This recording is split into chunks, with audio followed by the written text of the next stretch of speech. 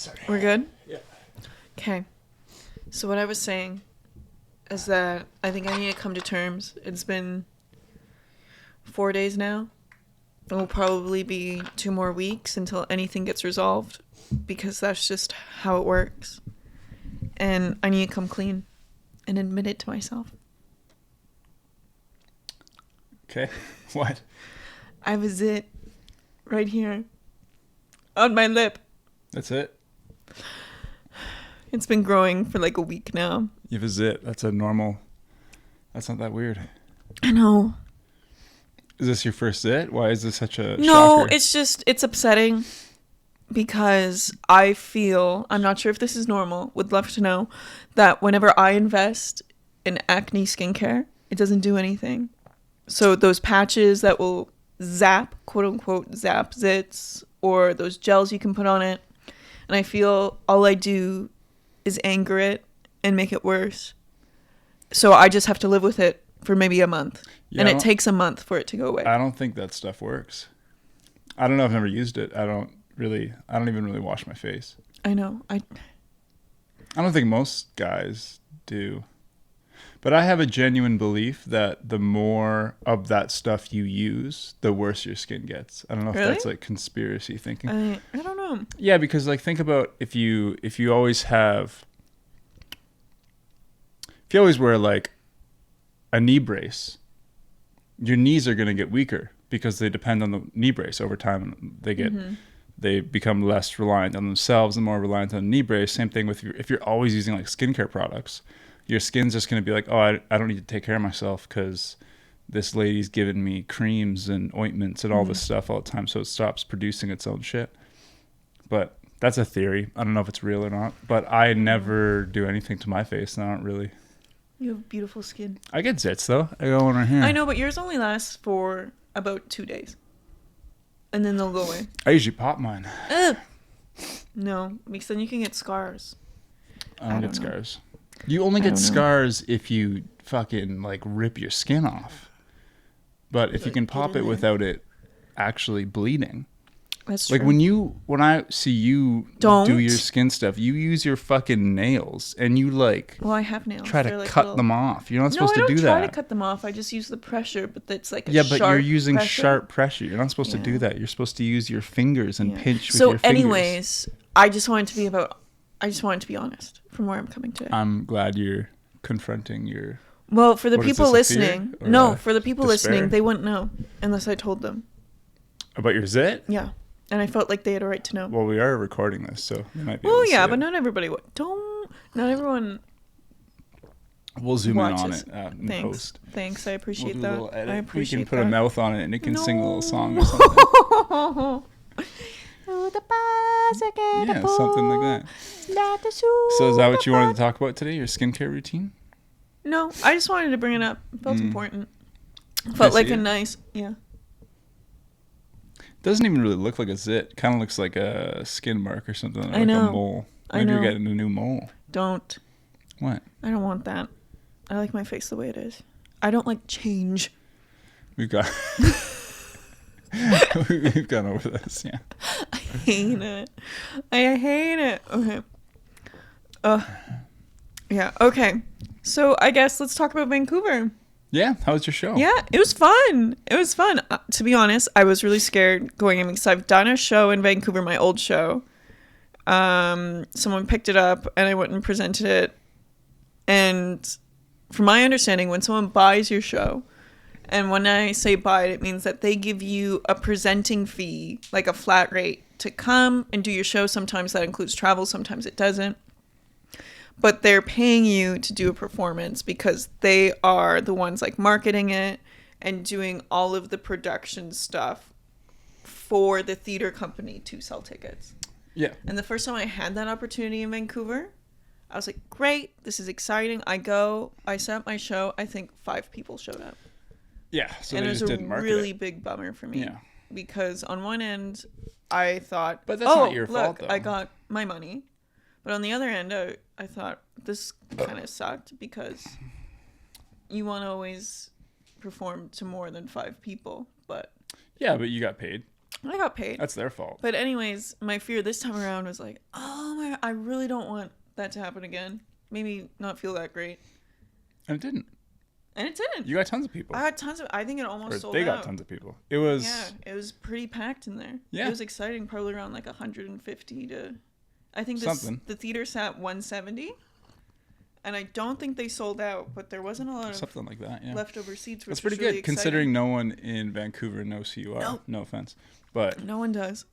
And I think it was received really well. Everyone laughed. Yeah, it was a pretty funny demographic. It was. Yeah.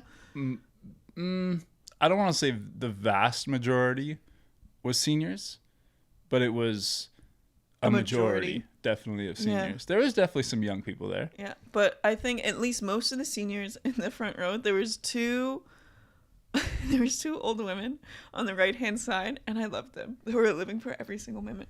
Whenever I looked at them, they're like, oh my God. She's like, can't wait. And she would like pat her friend, be like, look, we're included. And I think they had to have been in their late 70s, early 80s, and they were just having a riot. There was one guy that laughed at everything too. Yeah.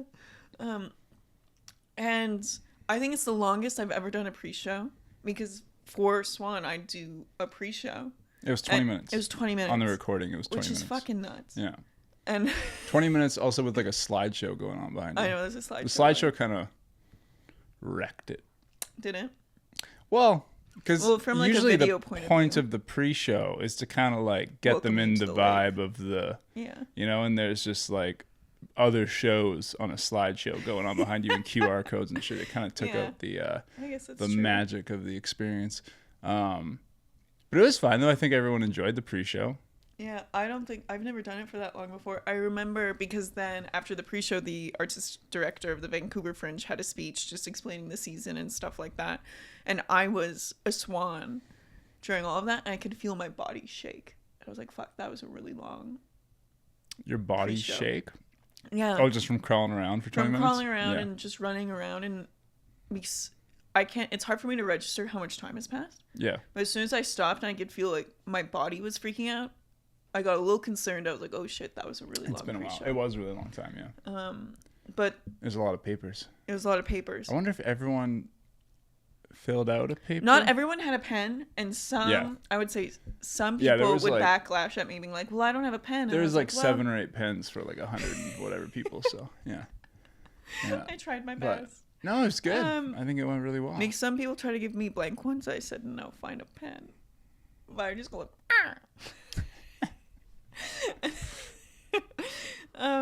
but yeah, front of house did a great job instructing them. There was a couple blank ones, but that's fine. Now I know for Calgary, provide a lot more pens. I think that's 100-seater in Calgary. Oh, for the high performance rodeo. For the high performance rodeo next time. So we'll figure that out. Yeah.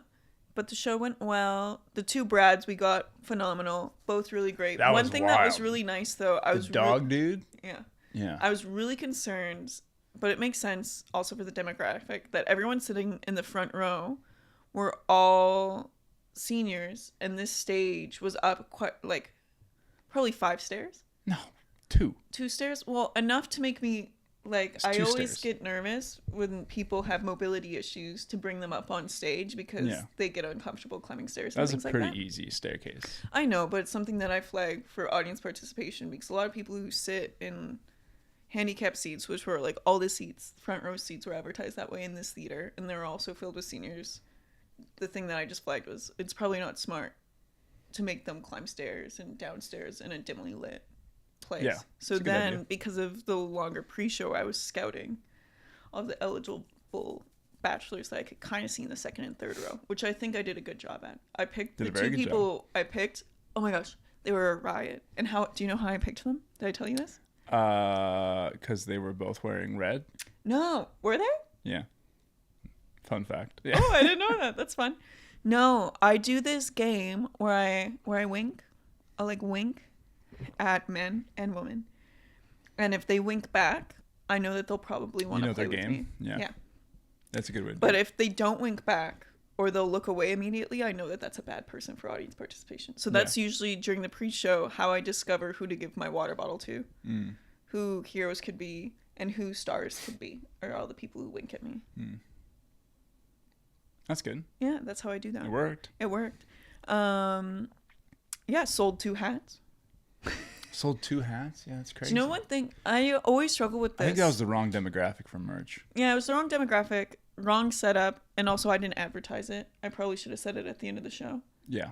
Probably should have advertised the company at the end of the show. And I couldn't get out. And you couldn't get out. To do merch. Which is fine. And in the beginning, before the show, people were just using the merch table to write on the papers. Yeah. So I was like, that's why I took it down. I was like, no one's interested in this. But yeah, overall the show was a success. yeah, it was really good. It was really fun. I really liked that stage. It was the Review Theater on Granville Island. It was beautiful. It was a really cool spot. I thought it was beautiful. I didn't realize how much of Granville Island is stages. Yeah, me neither. There's that like was 4 my or 5 first stages. time ever since I was really little being there. Mm-hmm. So, and the market I've been was there pretty. a couple times, but I didn't realize how much of it was performance-based stuff. Mm-hmm. I thought it was all food and breweries and stuff like that. I was a sucker for the market. We had The really market good was coffee. really cool. Oh, we did have good coffee. We had Ooh, that was really good. coffee. JJ Bean. JJ Bean. I don't think we have JJ Bean here. No. JJ Bean was really good. Yeah, it was nice. Mm-hmm. Right on the water. Watched some boats go by. Yeah. I filmed some stuff of it. I got to put together a little thing. Yeah, you got some birds. Some birds. Yeah. You know, it was good. Mm-hmm. I would say that was probably one of your biggest shows. Yeah, I think so. Because usually I go in 50-seat theaters. So Yeah. this is the first time that I've been in a theater that big, and it sold really well. So that was really exciting. Yeah. And I think it was a good space for it. Now I would be more confident saying, oh yeah, I could do a 200-seat theater with that show. Just in regards to the intimacy of the show, in the sense of, I think it would be a good show for 200 people. I don't know if I'd want to do 300. I think you just have to account for people laughing. Because when you have like 40 or 50 people and a joke or a line or whatever hits well and people laugh, you can still kind of talk over them. Mm-hmm. But once you get to the amount that were at the Vancouver show, and when I was watching the footage of the show, when the crowd laughed, there was a few things that were hard to hear. Oh, so I didn't ride the wave well enough. I think you just had to like delay the next line a little bit because you got to let them. Yeah. You know what I'm saying? That's a good note. Yeah. That's a good No. note. I didn't really notice it during the show. Mm-hmm. But I was also filming and taking photos during the show, so I don't really remember the show. But yeah, I think it's just like when you have that many people, when there's 150 people laughing at once, it's really loud. Mm-hmm. So you just gotta and you didn't even have a mic. No, I didn't have I hate mics. But without a mic, you can't really talk over the crowd without yelling. And So. maybe this is, I'm not sure if this is shade, but just me expressing my cup of tea of, I really don't like mics. Like using them? Or using in general? them. Using them in theater. And I think it's because... What are you putting shade on? Mics? Well, microphones? No, I just know a lot of people. Like, the venues that I've performed in the past that have been 40 seats or 50 seats, people have demanded that they'll only perform with like a lab mic or a microphone. Like some people... I think it depends on your show. Yeah. And it depends on who you are as a person and how your voice sounds. If you can project your voice or not. Maybe I'm just so loud. You're very loud. I'm very loud. You're a loud Italian lady. Well, yeah, Why are you offended? That's what you are. Yeah, that's why I stopped. But lav mics are good. Yeah, I don't see a problem with lav mics. No, I don't. I just, whenever I wear one, I feel icky.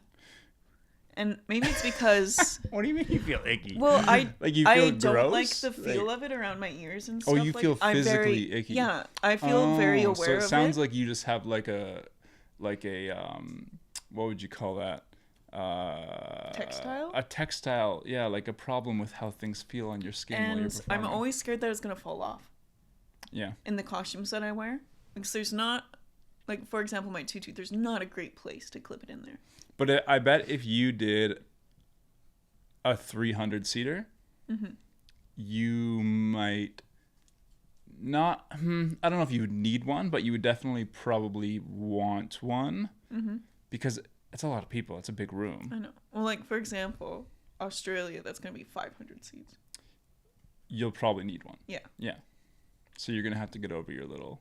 No, I'm just saying Your that's little why cup of whenever tea. I can, I Yeah. just don't like it. And I remember the one time I had to wear one was the 300-seater when I got held over in Edmonton in 2023. Yeah. I think it was 2023. Or was it 2024? Don't know. I don't know. It was 2024. Did you have a lav mic for that? Yeah. Yeah. I didn't need one, but they put me in one because Nicole, my director, wanted sound effects during the story bits. Sound effects. So my voice echoed a bit, which was pretty cool. But That's the thing that I hated about it is that when I went out into the crowd and did my crowd work, I could hear my voice through the speakers, and it really freaked me out because it was slightly delayed. I was like, ah. Was it delayed? That's neat. I don't know what it was, but I remember Maybe like being a tiny startled little by bit. it. Yeah. Yeah. Yeah. Yeah, as you do bigger venues, I think you need one. Mm-hmm. Yeah. Otherwise, you'll just be fucking yelling the whole time.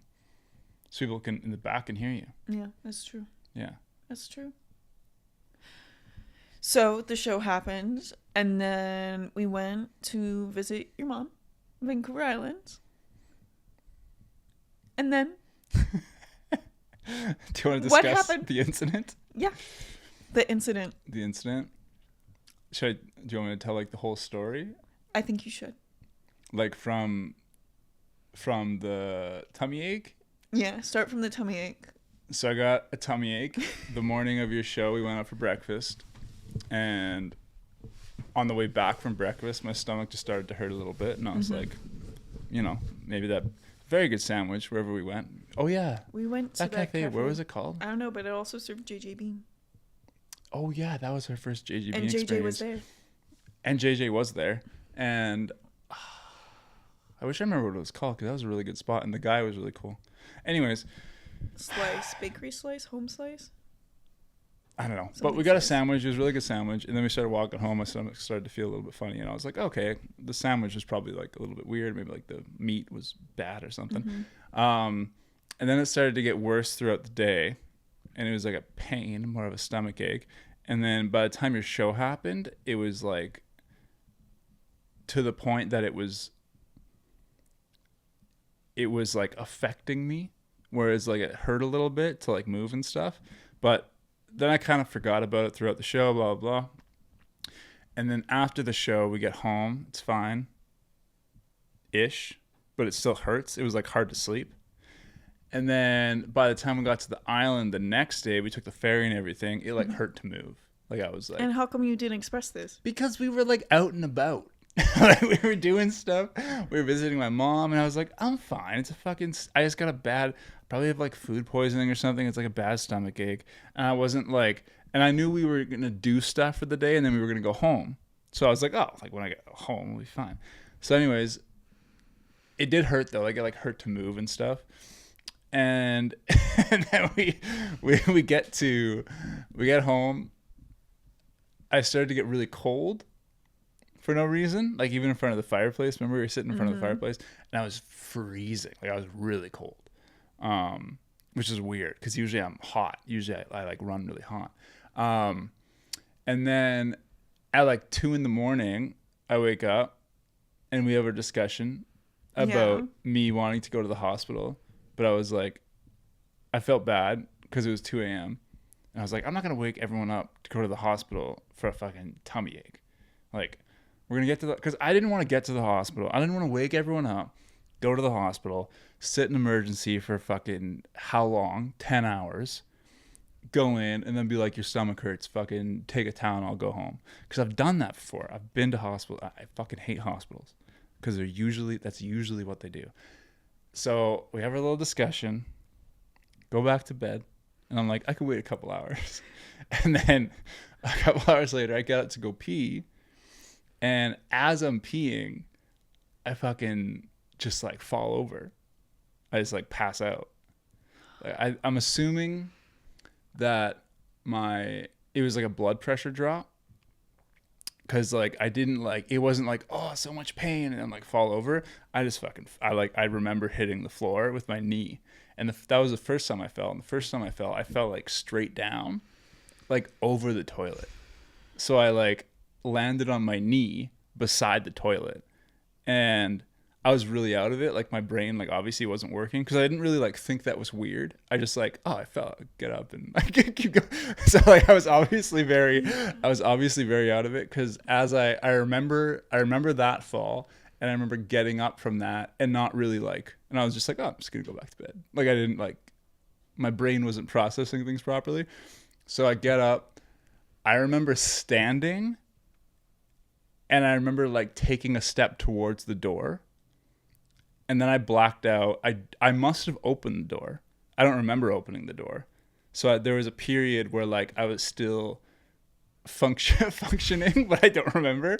So I must have opened the door, and then I just fucking fell like a tree, and I smashed my teeth on the floor. I lost a tooth, which is still gone. The other one, I fractured another tooth, which is braced with a little thing. And then you came out fucking freaking out because I bashed my face on the floor. I was quite upset with myself because I really wanted you to go to the hospital when you woke up at 2 a.m. But I let you continue to sleep.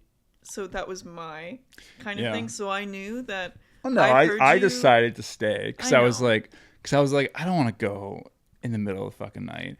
And I was wrong, obviously. Yeah. But in my mind, I'm like, nothing's going to happen over the course of like, because it was like, because my mom wakes up really early.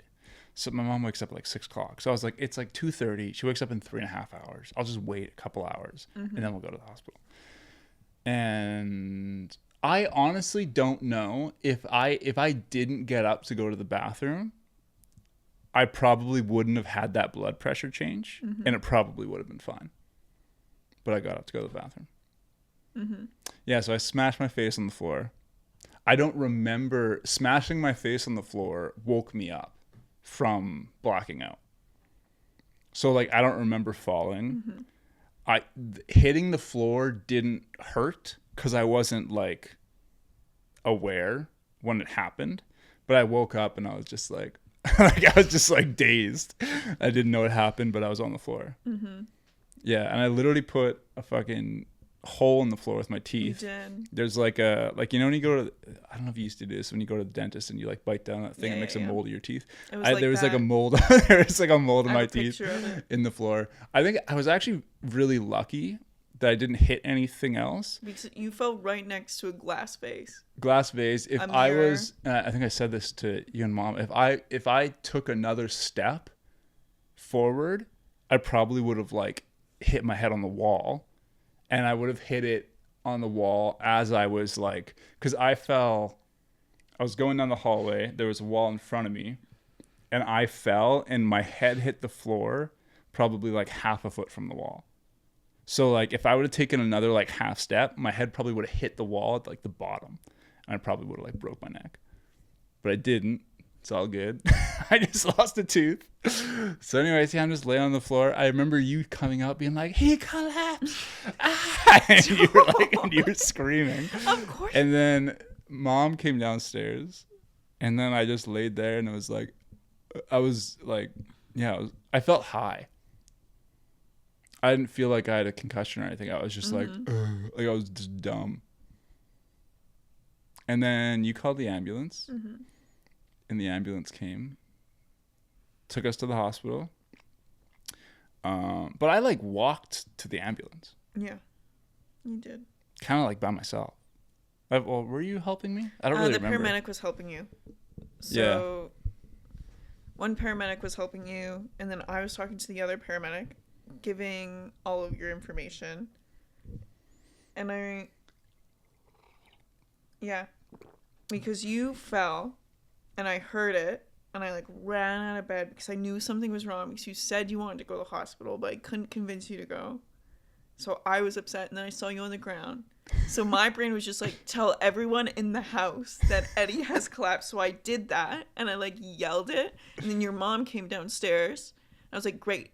Now if someone's with Eddie, I can call the ambulance. So then I called the ambulance, but then the man on the phone, who's so nice, very clear, very great at calming me down because I was like hyperventilating. I was like, my Eddie has collapsed. What do I do? And I didn't even know the address of where we were staying. Yeah. So then I had to like confirm it with Rick 3 times because I didn't want the ambulance To go to the wrong to place. go to the wrong place. Yeah. And they came fairly quickly. They came within 10 minutes. Yeah. Which is great. And then the paramedics started asking me all these questions. And then I gave them the wrong birthday by a day. Because I never know if it's the 17th or the 18th. And then your mom's just like, it's the 18th. And I was like, yes. Wow. Thanks. But I got really everything nice. else right. And then I grabbed you some clothes because you also weren't wearing clothes. Was I not? No, you were just wearing pants. So then I grabbed you a shirt. Oh, right. And then the I remember paramedic putting the helped shirt you on. into the ambulance. And then we got to the hospital. Yeah. And they admitted you right away. But it took them 3 hours to run all of their tests and figure out. Is that how long it was? It took 3 I don't hours remember. because we got there. I called the ambulance at 4:05. We got there at 4:20. You were in your room. Was that what time it was? Yeah. Wow. So Took 2 between hours. me thinking about going to the hospital and me falling was only like an hour and a bit. Yeah. Oh, wow. Yeah. So I'm pretty intuitive then with my body. I was like, I think Well, no, something's because you didn't go happening. to the hospital. But And yeah. if you were intuitive, you would have went when it hurt to walk earlier. Oh that no, I day. knew something was wrong, but like I was just like, it'll go away. Because 99.9% of the time, it fucking goes away. It does. Like it just like every time, not every time. Because I've had like pains and stuff before in like other areas of my body, and I'm like, it's gonna go away, and it does. It goes away. So I was like, this is just gonna go away, but it didn't. So anyways, we're at the hospital. They gave me some Tylenol. I'm sitting. I was pretty fucking out of it after hitting my head, but I remember sitting in the chair. And they just gave me, I think they gave me a Tylenol or something, and then they took me to the bed. Right, and then that's when I started. They took me to the bed. I went and did a CT scan. Mm-hmm. They checked out my head and they checked out my stomach. Because when they, like, I could tell prior to the CT scan, everyone was just worried about my head. Mm-hmm. And they were like, I'm like, my head's fine. I'm like, my stomach hurts. I'm like, something's wrong with my stomach. And I don't think they were really like, I think the reactions I was getting from the first medical people were like, this guy's just really out of it and he probably has a stomach ache. It's what I think they thought. Because they were like, how's your headache? I'm like, my head's fine. I fucking, like, it hurts, but like, it's fine. I could tell I've hit my head before. Like, it's okay. Well, you got the CT scan too because the doctor was confirming the fact that you were feeling stomach pain. Yeah, but I had to like really clarify to them that it was my stomach because I remember that like I was getting the vibe that they were like, this guy is probably very concussed and he just thinks he has a stomach ache. But I was like, no, my stomach fucking hurts. My stomach hurt first, kind of thing. And I think I think that's the problem. So anyways, CT scan, they do my stomach and they do my head. They're like, your head's fine. Because that was my mom said that was her biggest worry, was that I was like concussed, gonna be like a vegetable or something. And then they're like, your head's fine. But that after the CT scan, that was when they realized that it was my appendix that ruptured. And prior to that, I didn't think about my appendix at all. Like I thought it was something to do with like my intestine. I thought like my intestine burst or something because it was like such a weird fucking pain. And like I didn't think, I didn't know what appendix. I didn't know you even feel your appendix when it bursts. I thought it was kind of one of those things that was like a mystery kind of thing. No. So CT scan, they see that it ruptures. Perforated. Or perforate or something, yeah. But then after the CT scan, that's when I started to have like crazy pain. And I was like freaking out. And I was like just swearing at the ceiling and shit. And then they started drugging you a lot. And then they drugged me. And when they drugged me, I felt fine. But then they drugged me twice, right? So they gave you a test to see how you'd react to the drugs. Yeah. So they gave you like a mini dose, and then they figured out that was the right thing to do. And then it took a long time to confirm it with the doctor to give you another dose. So that's why you were in a lot of pain. Yeah, because I remember going in pain twice. Yeah. Having the pain, and the pain was weird. It was because really it took them a long time to get drugs approved. Yeah. It took about an hour. Yeah. I just remember rolling around being like, fuck, this hurts. It was such a weird, it felt like someone was like, I felt like someone was like grabbing my insides and like twisting it. And it was like in my pelvis. I was like, am I giving birth? Is this what giving birth feels like? And I was kind of sitting like that too. I was like sitting with like my legs up and I was like, ah, yeah. But yeah, then once they gave me that beautiful medicine, I was just fucking, Yeah. You know, I was just dazed. Yeah. Mm-hmm. Then I had surgery. Mm-hmm. Oh, but the pain was because my appendix like exploded. Burst. Yeah. Because the CT scan showed that there was a hole in it. Mm-hmm. And that fluid was going out, but it hadn't burst. So what ended up happening is by the time of the surgery, they discovered that it had actually burst, and that's why your pain increased quite a bit. Yeah. And that's why you have more than one incision, because they had to clean up all of it. And I didn't realize, so how they do it is they pump your stomach or your abdomen full of air, so everything like expands and kind of like departs from each other, and then they just fucking vacuum that shit up. And I was like, how do you know you're not vacuuming up something important? You know, when you're vacuuming something and you like accidentally suck up like a coin, like you don't want to, like, what if they get something? But anyways, they did a good job. They take their time. Yeah. How long was the surgery? Like an hour? It was an hour and a half. That's not very long, actually. They said it could range from half an hour to an hour, depending what's going on in there. So yours took a little bit longer because they wanted to make sure and take their time to clean it all up. And then it took you an hour and a half to go up to the recovery center as well, because the drugs they gave you took a long time to get out of your system. Yeah. But yeah, I remember like they tried to get me to go pee before the surgery and I couldn't. I was like, so you had to have a catheter. And I think that's why it hurt when you pee. It hurt. It felt like the tip of my penis was on fire. It hurt so much to pee. Yeah. I remember the first time I tried to go pee, I sat. Well, first of all, as a guy, when you have to sit down to pee, it's never a good thing. Like it's always, if you have to sit down to pee as a guy, you know something's wrong. You know, because you shouldn't have to, but I did. I sat down. I was like, I can't stand while I pee. It hurts too much. I'm gonna fucking fall over. And it felt like there was a little man with like a little fucking torch sticking it up my penis every time I peed. It hurt so much. It was like a stinging sensation, a hot stinging sensation. And I was like, I came out of the bathroom, and it was when they wanted like a little pee cup. And I gave her it, and it was like, had like that much pee in it. And she's like, did you pee? I was like, that's it. That's all I got out. It was such a small amount of pee. And then she was worried.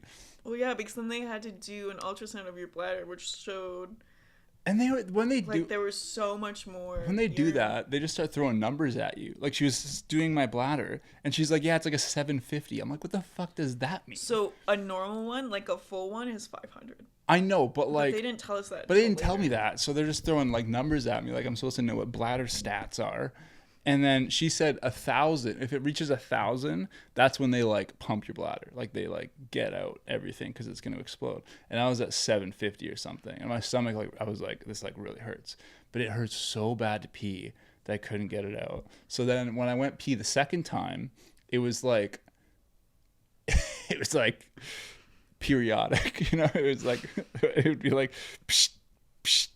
It'd be like one of those sprinklers, you know, because just like a steady flow hurt way too much. So I had to do it in like stop and goes just to like, and I like clenched every time that I like let a little bit out, because it was like the little man with the fire torch was still there every time I fucking peed. So I just like, psst, psst, psst. I did that for like a couple minutes. Yeah, well, the option was to do that or have another catheter. Yeah, I was like, no, I don't want another catheter. Because I've never had a catheter. I've had multiple catheters because I've had multiple surgeries. I've never had one while I'm like awake. I don't want to experience that. Yeah. That seems like a very shitty thing to experience. But yeah, then I peed. And then the next couple times I peed, it still hurt, but it got a little bit better. And then I was just like in pain for like a couple days. Mm-hmm. And now I'm pretty much fine. I don't really feel anything now. Yeah. I feel it if I noticed earlier I like yawned, and I yawned and it like expanded my stomach really far, and that hurt. But now I can like get up in bed and shit, which is nice. Mm-hmm. But for a while there, I like couldn't move. You don't realize how much you use your abdomen until you can't use it.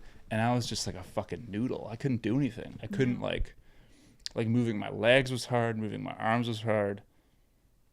Because like everything is just connected to it. Whenever you coughed or sneezed. Oh, coughing fucking sucked. When you laughed. When I laughed. Everything was inflamed. So like I could feel all my intestines were inflamed.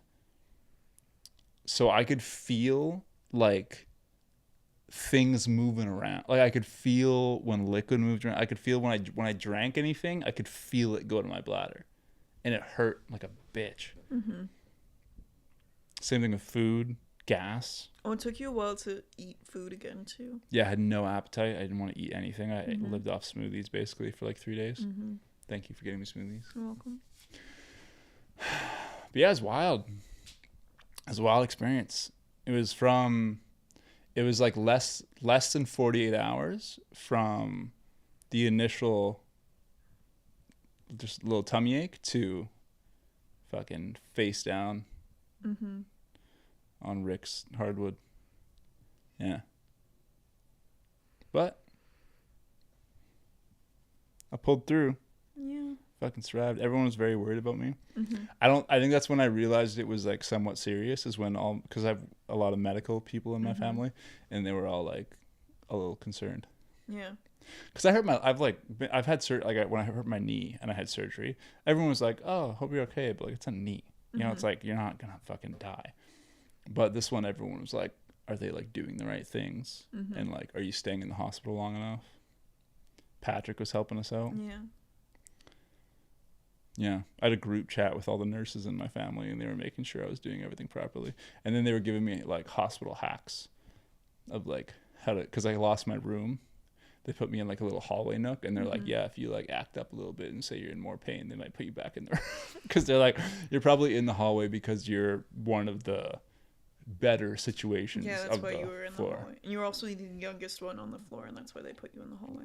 Yeah, it was all old people. I wonder why I was on that floor. I think we're in that was the surgical floor. Like you were in the surgical outpatient recovery center. Was it? But I think that just shows the people in the area that we are. Makes it as a retirement community. I think my floor was also focused on like not necessarily appendix stuff, but like intestinal, stomach, because like there was nobody with casts, there was nobody who had like bone surgery, there was no, you know what I mean, like everyone that was on the floor was just like you couldn't visibly tell what was wrong with them, but there was like obviously something wrong with them. Yeah. So I feel like that was like there's something going on inside that you can't see kind of floor.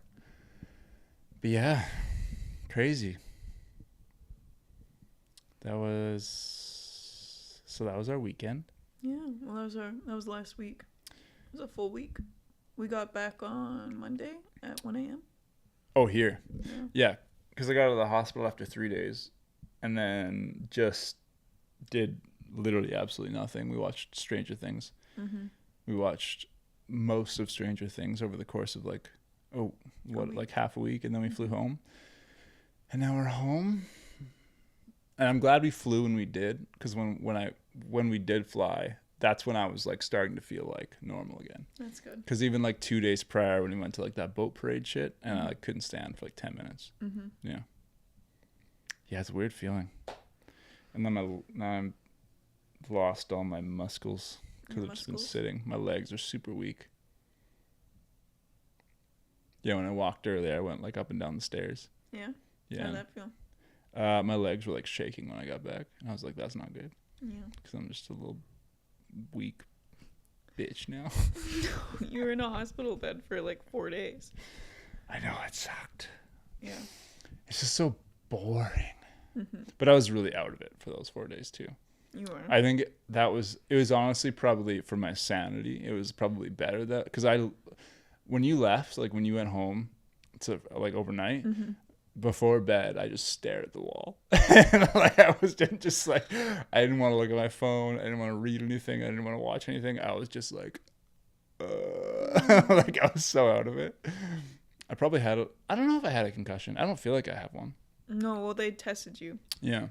Which is crazy. I don't have one. Yeah, you got a thick skull. I guess so. But yeah. Mm-hmm. Here we are. Here we are. Here we are. But yeah, it was not recommended. No. But it really is one of those things that you just don't like. I didn't know. Like I did not once, until they told me, I did not once think about my appendix. I didn't think of that as something that was even not a possibility, but I didn't register it as something that was something to be concerned about. Yeah. But I was freaking myself out that night. Because I was like, you kept Googling. I was like Googling things. Yeah. And I was like, and then that's kind of why I started thinking about going to the hospital, because it said how serious that was. And I was really scared about like that I was gonna have a colostomy. Have like have to get like one of those poop bags. And I was like, shit, I need to go sort this out so I don't. Yeah. Mm-hmm. Yeah. But yeah. Watch out for those tummy aches. Yeah. They can get you apparently. Mm-hmm. Yeah. But yeah, that was definitely like a top 5 pain. Top 5 pain? Of my life, yeah. That was a weird pain. Because you can't like grab it. No. If you hurt your arm or something, you can be like, and it kind of helps to You like. You tried to. I was like digging at my stomach, yeah. Mm-hmm. Yeah. Yeah. Yeah. What? Nothing. What? Nothing. You're sitting in silence. Yeah. Why? It was scary. Yeah. It was a scary thing that happened. And I'm really grateful that, like, we have someone like Patrick. I called Patrick a couple of times. He was so sweet. Double checked all the things that the doctors were doing. Not that I didn't trust those doctors. Yeah, but it's you just, always. It's always great to double check, especially when you have a friend who's a doctor who is offered to help. And the only thing that I was worried about, especially when they started moving you, and especially when you started having a new nurse every 4 hours, was just the fact that they were obviously overworked. Yeah. And you didn't have an assigned doctor or an assigned nurse. So they definitely did a few odd things. They got your prescriptions wrong. Most of my nurses were really good. Yeah, the prescription thing was weird. And the prescription thing really upset me. Well, not upset me, but I wanted to... Well, yeah, it did upset me because essentially they gave you the wrong prescription 3 times. And then the hospital pharmacist called you, but didn't call the pharmacist at the drugstore to fix it. Yeah, that's a clusterfuck. So I'm glad that got resolved because those were really important. The protocol for flying. No one knew. Everyone was giving me different fucking, because we were supposed to fly. Well, obviously we weren't going to take, because we were supposed to fly a couple days after. Yeah, and so we were asking, we're like, we don't live here, like we have to go home eventually. Mm-hmm. And it was like some people were like, oh, you got to wait 2 weeks, and then one girl was like, oh, you can fly like as soon as you get out of here.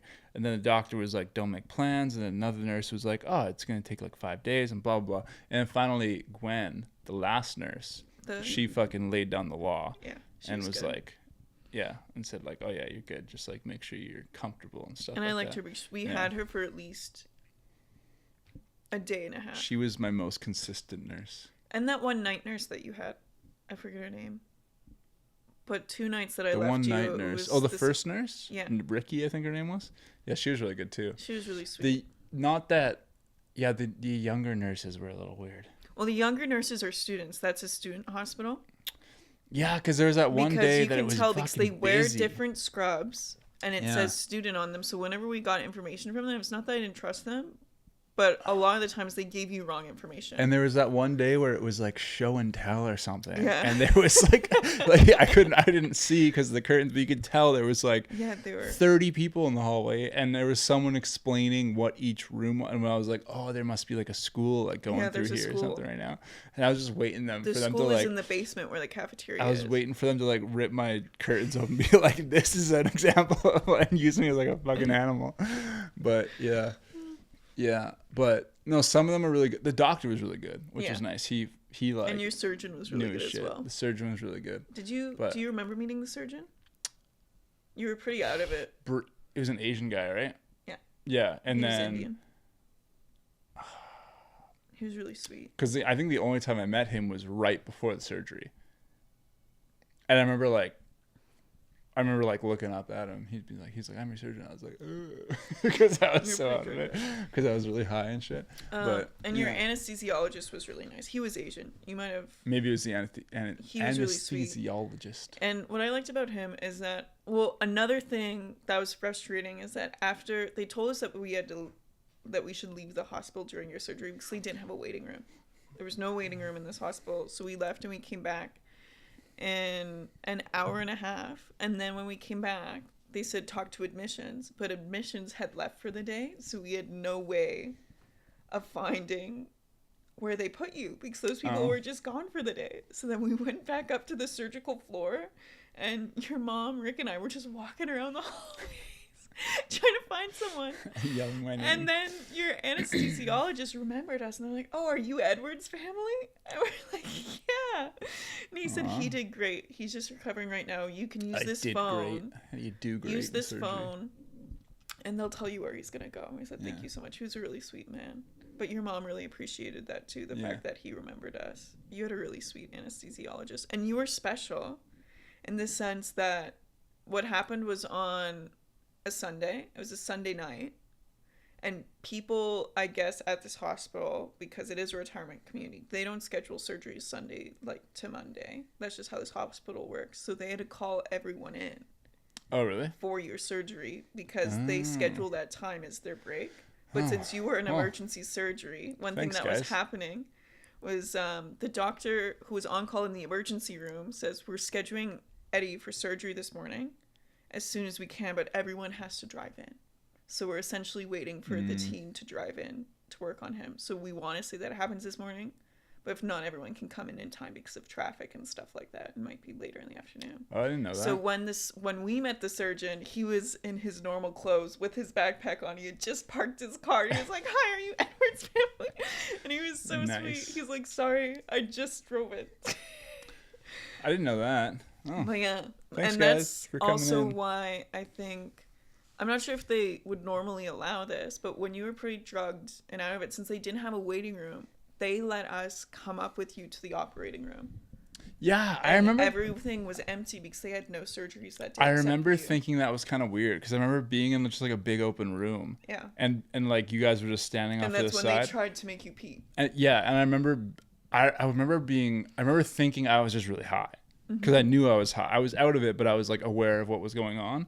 And I was like, where are we? Like, why are we just like in this big room?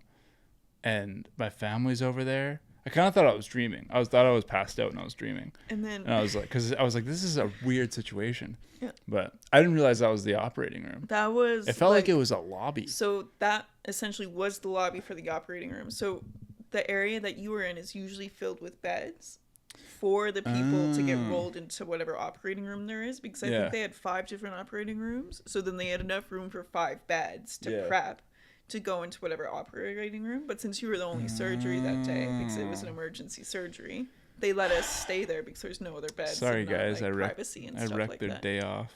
Yeah. Well, and then I remember your anesthesiologist, when you first met him, it was really funny because he needed to ask you questions. So he kept trying to wake you up from the drugs that you were on, and you just kept going, huh? And then like going back down. And then he'd like look at us, and then your mom and I had to answer some of your questions. Yeah. And I think that's also why we were there, because they knocked you out. Like, I don't know what drugs they gave you. But the anesthesiologist was shocked that you were that passed out. It wasn't Dilaudid. It was like, it was Domextremorphin. It was some sort of morphine, I think. Yeah. But I was so high. I remember just like, I remember not, it was one of those things where it's like you're just in a warm blanket. Like you just, I wasn't asleep, but I could feel stuff, but like everything felt warm and nice. It was just like, yeah, it was really nice actually. And then I don't know if do you remember me stripping you? Do you remember that? No, I don't so remember that that was at all, really actually. weird. So before we went up to the surgery, like the surgical floor, they essentially said he has to like remove everything or else they're gonna cut it off. And you were wearing your like nice Lululemon pants. I was like, okay, well, can someone like take them off? So then everyone left. I was wearing nice clothes. You were wearing nice clothes, and then everyone left, and I was like, oh, I have to take these off. So then they made you do it? Well, they were like, yeah, you can take them off, and then they just like left. But I thought I didn't. Oh. So it was a weird miscommunication. So then they were gonna cut them off? Yeah, because that's kind of how it works. They can't take it off for you? Well, they could, I guess. But it that's wasn't just what that. the nurse Because I thought they us. only cut things off if it's like they like can't move you and they like. Maybe, I don't know. Huh.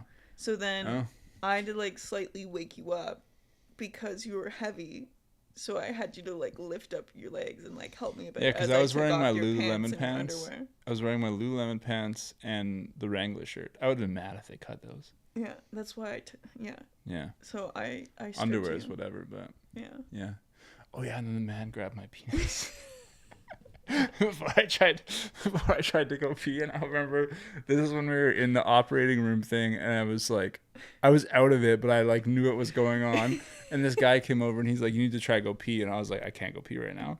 And so he brought me like he's like, I'm gonna bring you and first of all, I didn't know a urinal, you know those, yeah, it's just like a watering jug. It's essentially a fucking plant watering jug with a handle on it, and they're like, this is and he's like, I'm gonna go get you a urinal. And I was like, I must be really fucking high, because I was like, what do you mean you're gonna get me a urinal? Because when you say urinal, I think on a wall.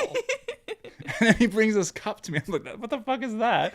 He's like, here's your urinal. He puts it between my legs and he's like, grabs my dick and just like puts it in the urinal. And I'm like, whoa, I could have fucking done that.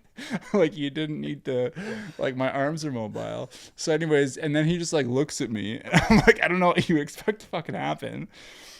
And then I'm like, this isn't going to work. So I tell him, I'm like, no, I should like try to get up and go to the bathroom because I can't.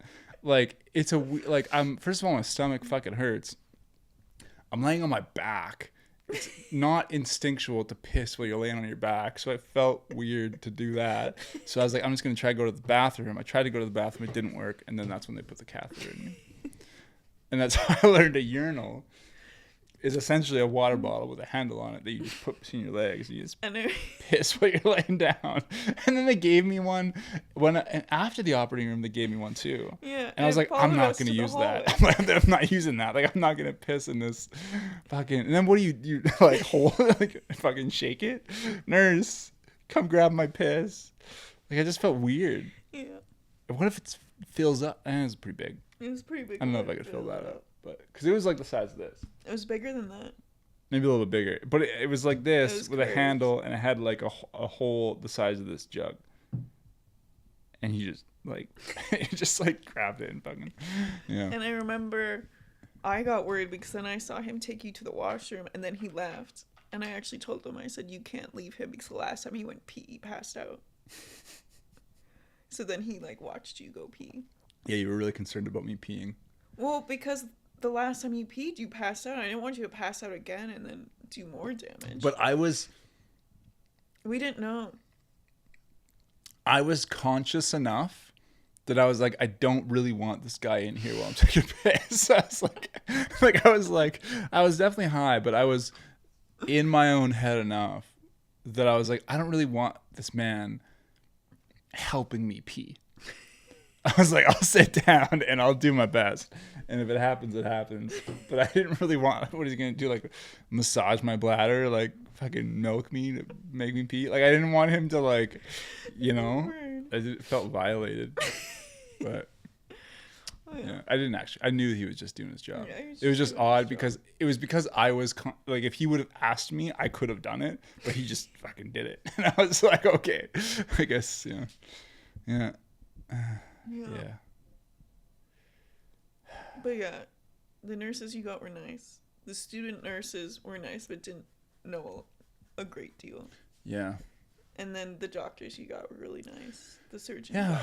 Overall, I mean, I'm still here, You're still so here. they did a good job. It happened when it happened. I'm grateful it didn't happen any other time. Like when we It were would have. out, It would have sucked if if it we're happened hiking at somewhere? fucking Peter's house or something. Yeah. If it happened when we were at the billet in Vancouver, that would have Sucked. If it happened if we were out hiking somewhere, that would have sucked. Yeah, it could have happened on stairs. Could have happened anywhere. If you didn't come with me to Vancouver and it happened and you were here alone, that would have been awful. I don't know if you would have gone to the hospital or what you would have done. Or if you would have collapsed here. Because I was thinking about that because your dad said that. Your dad was like, you probably would have died. Yeah. If I collapsed. But I don't know if I would have been able to call by myself. Yeah. I probably could have, because I could move. When I fell. You couldn't talk. Yeah. You couldn't talk for at least half an hour. I'm glad I fell and hit my teeth on wood. If I would have hit my teeth on like tile or something, I probably would have knocked all my teeth out. This is concrete underneath this floor. Yeah, so that probably would have fucking sucked. Yeah. Yeah. I remember like when I did fall and it knocked me out, I was just like, I was almost comfortable is the wrong word, but like I was pretty out of it because I hit my head, and I was just laying on the floor. I was like, I'm fine here. I was like, I just like fucking, and then after a couple minutes, I tried to, which was a surprising amount of blood. I don't know how I did that. Maybe your tooth. I don't know what, because I hit my teeth on the floor, direct impact. Maybe the tooth that broke off.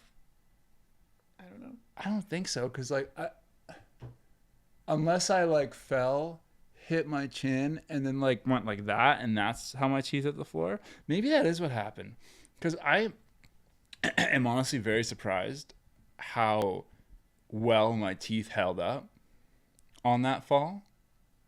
So maybe I hit my chin first. I'm lucky I didn't like bite my fucking tongue off or something. Like if I would have fell like this and like hit my chin, it would have like bit my tongue off. Maybe not bite it off, but it would have done some serious damage. Yeah. And then you would just have a mute boyfriend.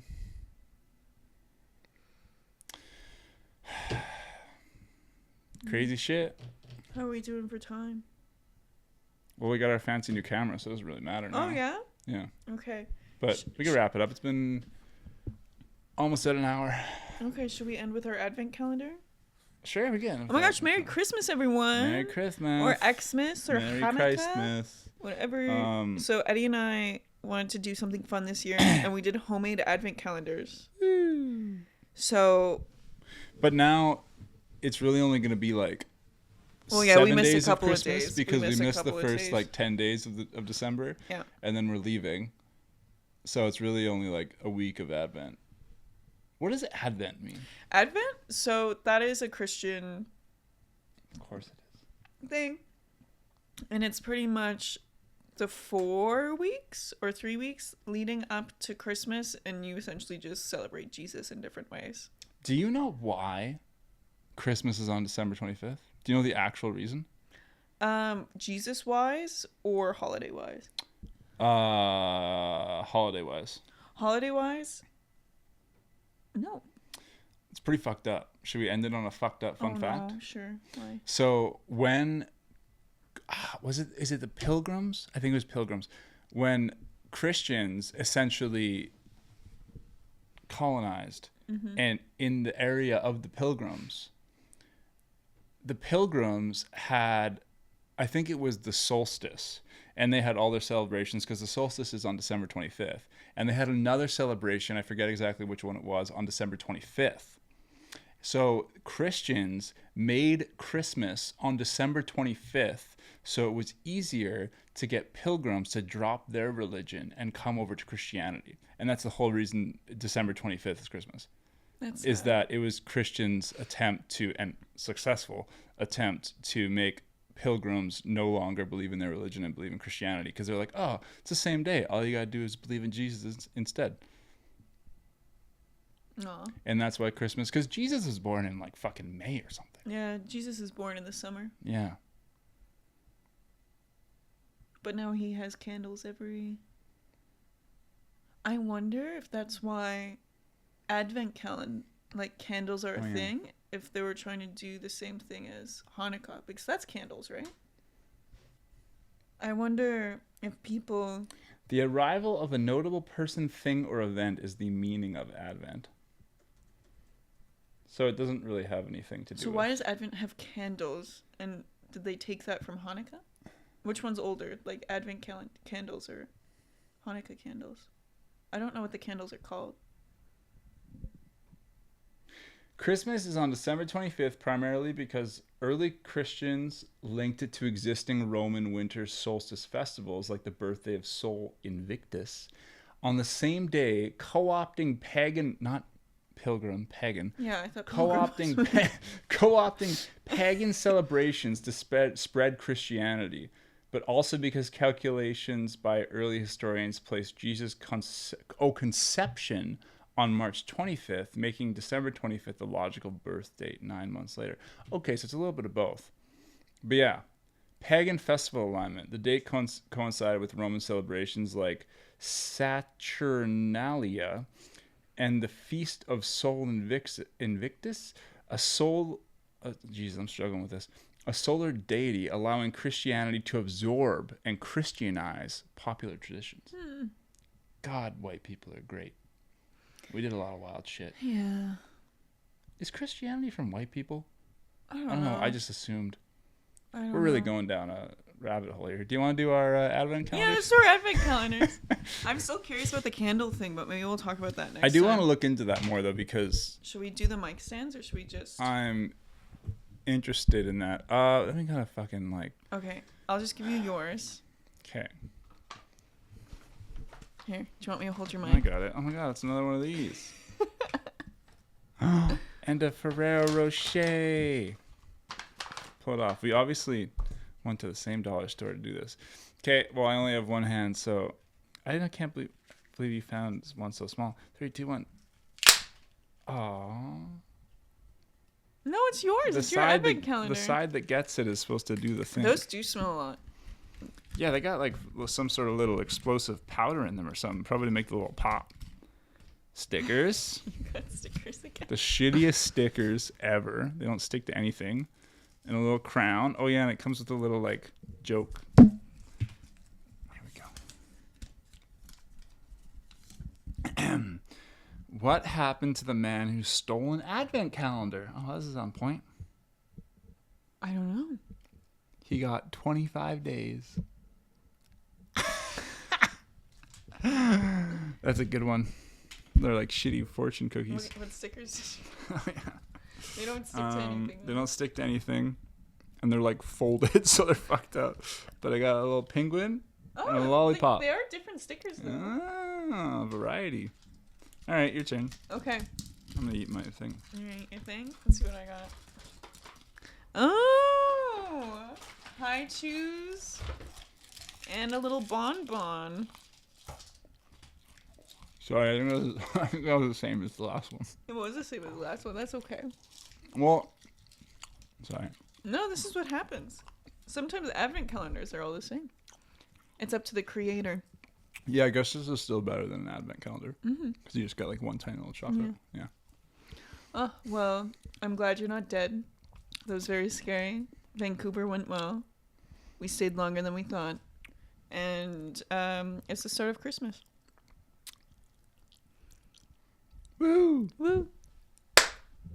Ah, my knees!